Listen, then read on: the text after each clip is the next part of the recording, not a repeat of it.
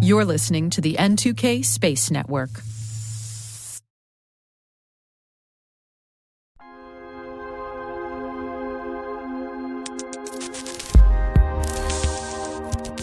Welcome to T-Minus Deep Space.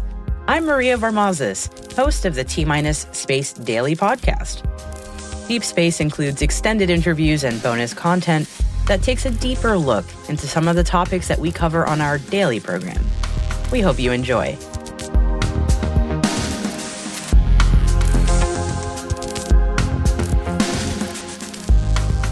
Now today we're joined by Peter W. Singer.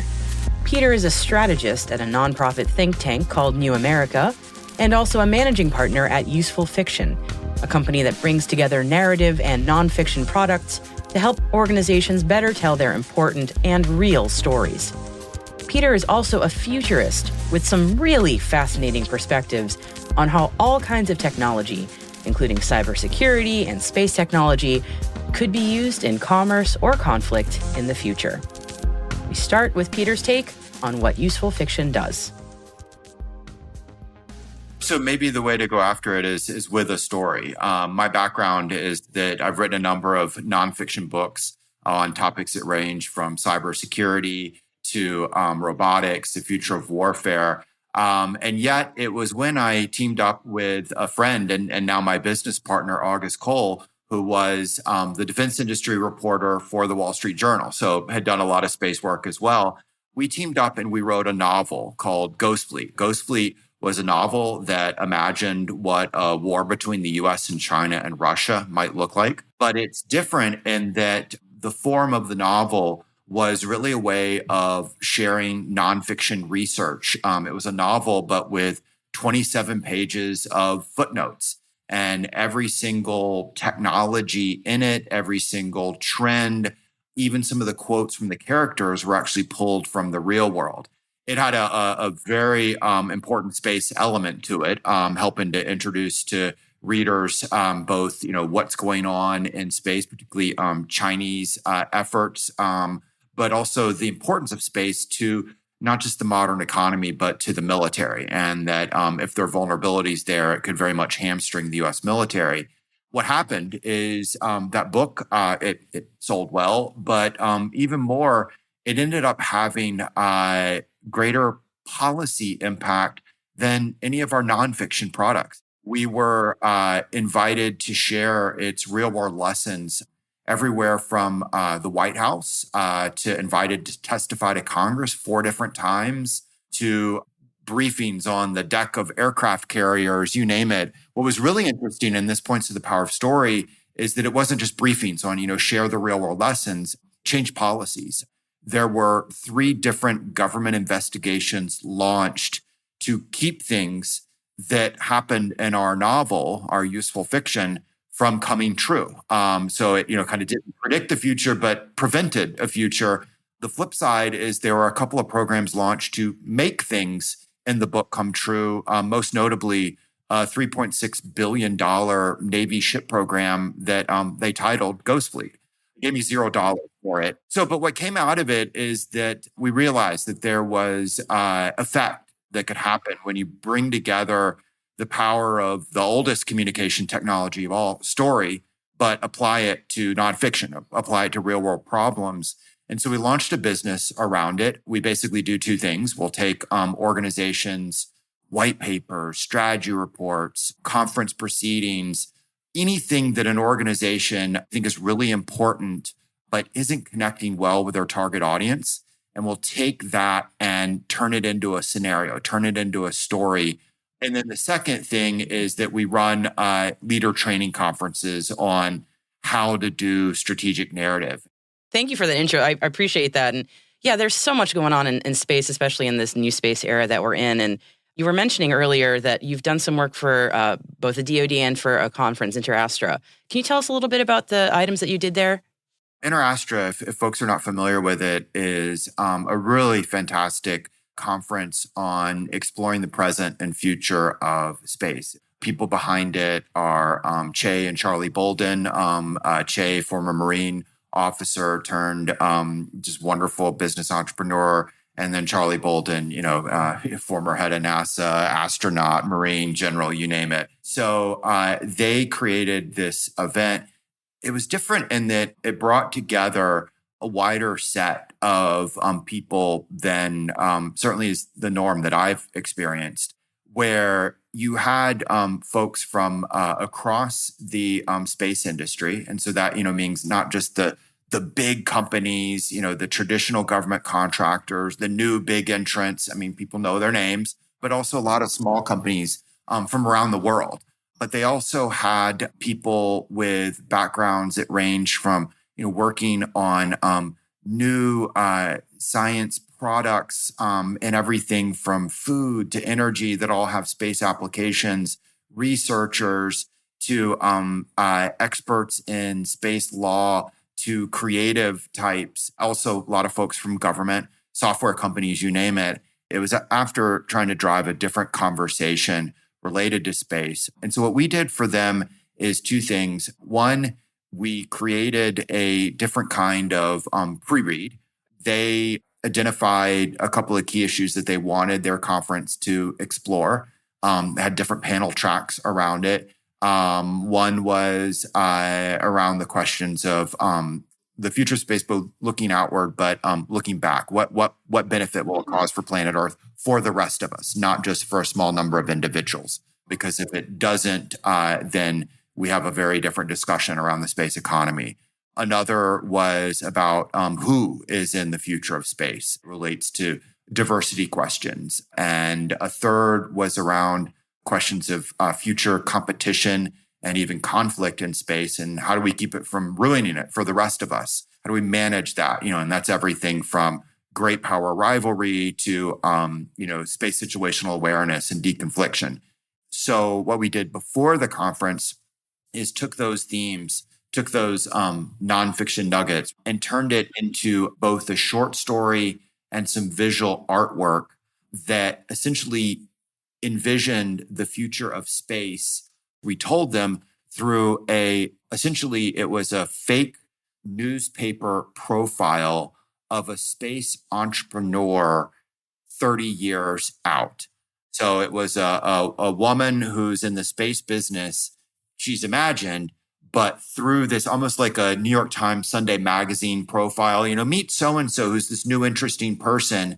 And there was some artwork for it as well. But through telling her story, we kind of built her off of both real world people in the space economy today, but also the story of Levi Strauss. So, if the hope is that it's the next gold rush, right? Some people struck gold. A lot of people did not. And the same thing's happening in the real space economy right now. But kind of the long-term effect were the people like Levi Strauss that went out there and said, I'm not going to be a miner. I'm going to create a hardware store. Oh, by the way, I'm going to supply the miners what they need. Oh, by the way, I come up with a new, different kind of product, blue jeans, and that's how I make it. And so I don't want to give away the whole story, but it's kind of around structures and regolith, which is like not as exciting as rare earth minerals, but pretty cool though. Yeah, cool stuff. But Yeah. So by telling her imagined story, you got those themes that they wanted people thinking about, engaging with before they got there. And then it also allowed people in attendance to reference something in the conversation. So the cool thing of this event and, similar conferences, you get people from a lot of different backgrounds, but that means they don't have as many shared experiences. And so what you can do is give them what we call a synthetic experience, where they can say, oh, it's just like in that story when. And the other people are like, oh, yeah, I know that. So we both did support on the front end. And then what we're doing now for them is after effect. So there were 3 days of really great conversations. And what we've done is taken those thematic conversations and turned those into narratives. So what are the important findings of bringing together all these great people? You can generate out a conference report, and those are great, but most people don't read conference reports.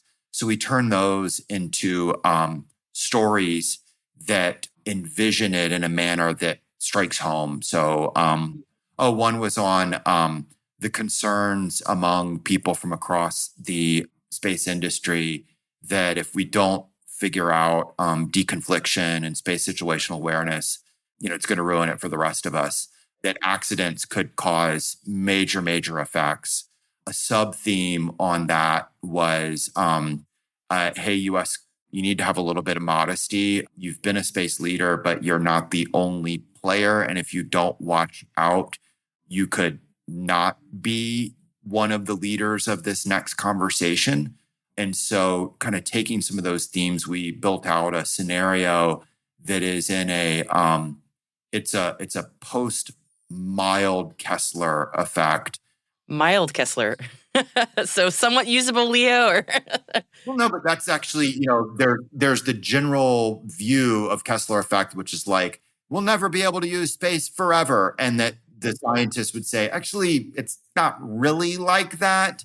And so that's kind of I was being, so it's the way like a space expert would reference it as opposed to like sci-fi.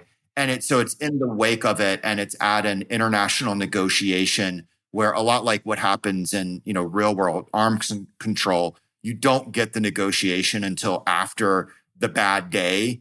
But it's told from the story of the negotiation is happening in Africa, area of kind of future space economy, but it's told from the perspective of the US government ambassador who's sort of on the sidelines of this event because they've been blamed in part for why things went bad.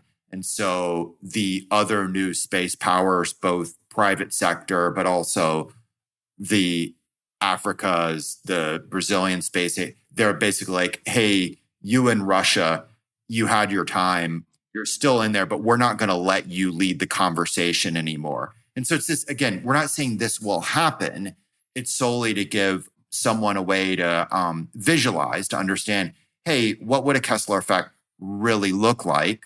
When you say Kessler effect, what would it mean for industry? What would it mean for telecom, et cetera? And then the second part, hey, when we say there's a world where the US might not be leading the conversation, it's we basically took the experience that US negotiators have at like certain environmental treaties and replicate that on the space side and say, hey, this has happened in an environment where you're on the sidelines. This could happen for you in space negotiations. And that's why you don't want it to happen, right? So I know I've droned on, but like the result of that scenario came out of multiple hours of these space leaders meeting and talking about these issues. And then, these are the prime things that they said, nonfiction we want to share with people. We want them to understand risk of Kessler effect, but also not the crazy sci-fi version of it. Grounded in reality. Yes. Yeah. Yes. We want them to understand, this, or, a different one was on, it was about the role of crowdsourcing in space projects. And so we created a scenario to tell about it. And the idea was, from the space economy side, we're learning new means of using the wider public, not just as an enthusiast, but like to be part of space missions. And so that's cool. That's exciting. Let's envision, okay, but what does that mean? What would it look like in execution?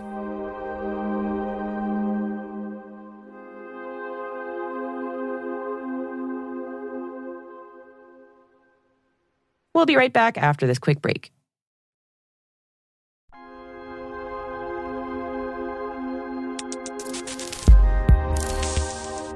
Given that especially Russia has said within the last year that commercial targets in space are kind of a valid target in a war situation, should private organizations be going through wargaming scenarios kind of like what you described? And if so, like what does that look like? Yeah, so I think there's two types of wargaming, so to speak, that needs to happen. And it's a parallel. I know you've got a cybersecurity background. It's a parallel for any company that's, working in cybersecurity. But now, frankly, any major corporation that might be touched by geopolitical events. And I think there's two parts, particularly to the space economy. There first are the issues of, what are your assets up there and what are the potential threats to them? Because bluntly, you are, whether we want to have kind of a legal debate, whether you're off limits, the hard reality is that at least some of the actors don't think you're off limits. And we've seen that, in certain means in Ukraine, related, so we didn't have ASATs going off, but we did have longer conversation, but basically cyber digital and jamming targeting of space assets. And oh, by the way, in turn, we saw certain private corporations, not just in the space industry, but in technology and software, decide to be players in the fight in some way, shape, or form. So there's one of, hey, what are my assets up there? What is potentially at risk? Game out what might be my response to it. Okay, there's a second part. This part's going to be a little bit more awkward for people. How are you owned by China? And I don't mean directly owned, but I mean owned either in terms of supply chain vulnerabilities, market dependencies, or financing, indirect ownership, et cetera. And that would apply to China most particularly, but you also should think about it relative to other large authoritarian state actors out there, whether they're in the Middle East or whatnot. In any kind of international tension, but particularly if there was a risk of the United States and democracies versus China, a Taiwan Straits crisis or something like that, the issue is not just, oh, someone might go after my satellites. It's all the other means of pressure that might be brought to bear. And so, I will speak about a particular space actor. I wrote this during Elon Musk's purchase of Twitter, where I said, look, Elon Musk may own Twitter right now, but China and the Gulf states own Elon Musk. They don't actually own him, but they both were crucial to his ability to purchase Twitter. He's much wealthier than I, but he was cash poor because it's all kind of wrapped up in stock. And so he actually needed money from other actors to buy Twitter, multiple billions of dollars via Saudi and Qatari investors and wealth funds. But also, most of his money is bound up in not SpaceX, but in Tesla stock. And Tesla depends on the good graces of the Chinese Communist Party for its ability to continue to manufacture to expectations and to make sales and profits. It's its most profitable market. And so there is both kind of the a voiced, if you do, and we've seen China do this to other actors, if you do X, I will pressure you in this other way. I will shut down your factories. I will cause restrictions to what you buy. But more powerful with these actors is the unvoiced.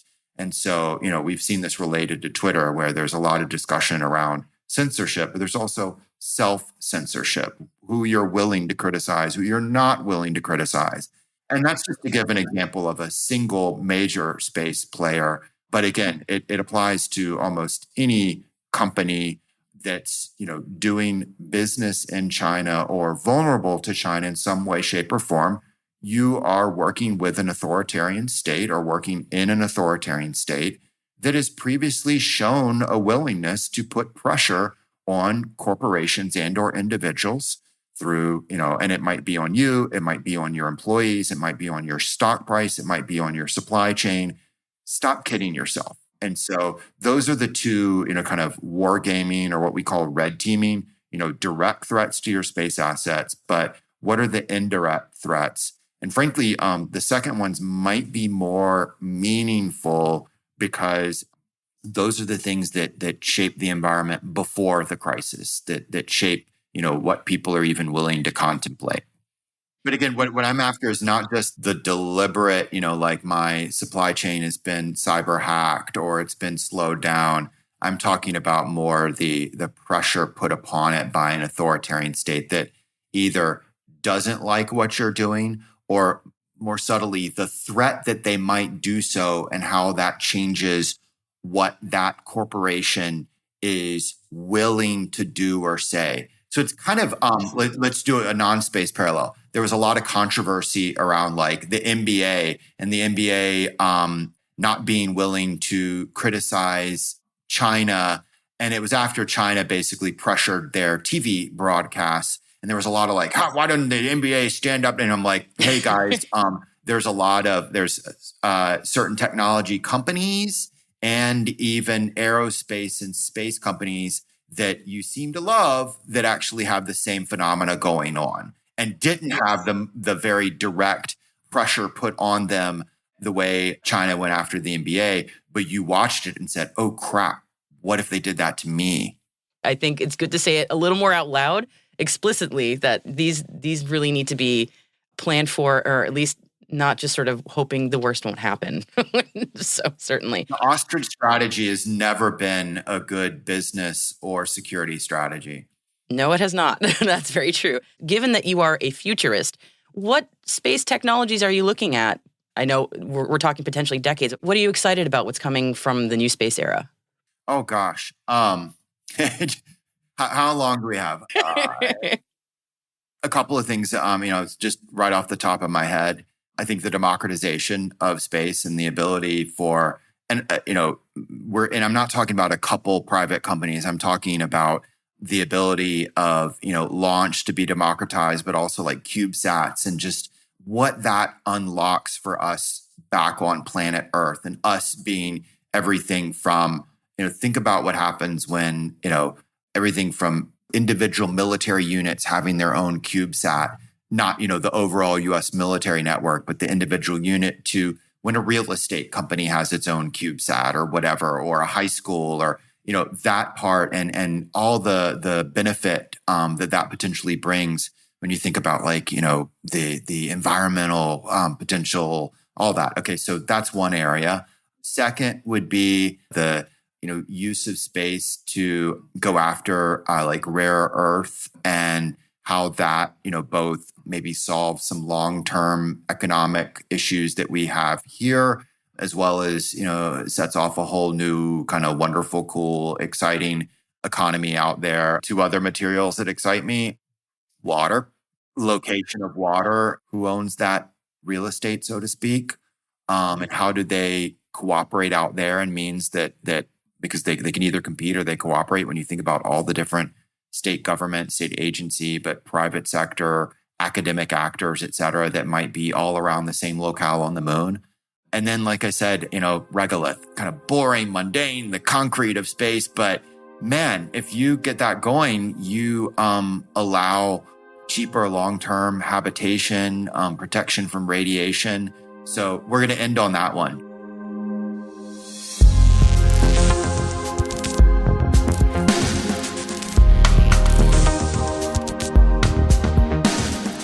And that's it for T-Minus Deep Space for June 3rd, 2023. We'd always love to know what you think of our podcast. You can email us at space@n2k.com or submit the survey in our show notes. Your feedback ensures that we deliver the information that keeps you a step ahead in the rapidly changing space industry. This episode was produced by Alice Carruth, mixing by Elliot Peltzman and Trey Hester, with original music and sound design by Elliot Peltzman. Our executive producer is Brandon Karp. Our chief intelligence officer is Eric Tillman. And I'm Maria Varmazis. Thank you for listening.